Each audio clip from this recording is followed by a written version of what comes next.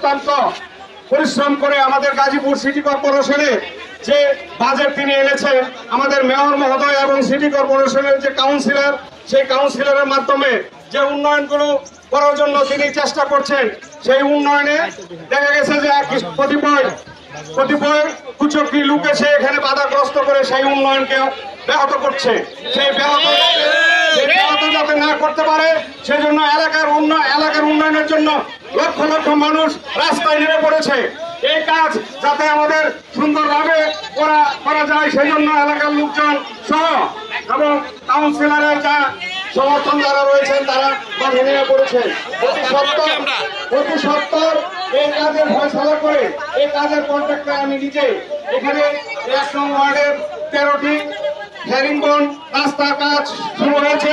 প্রথম কাজটা শুরু হয়েছে তখনই এখানে বাধা পড়েছে।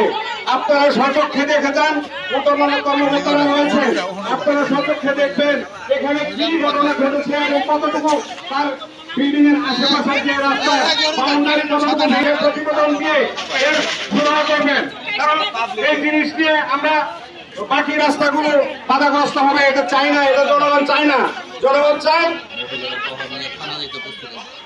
এবং ১ নং ওয়ার্ডের আমাদের যারা এই ওয়ার্ডের বাসিন্দা আছে, মহিলা পুরুষ সহ, তারা প্রয়োজনে ফেরায় যেতে রাজি আছে, তবুও তাদের এই উন্নয়নকে যাতে চলতে থাকে সেই ব্যবস্থা তারা করতে চায়।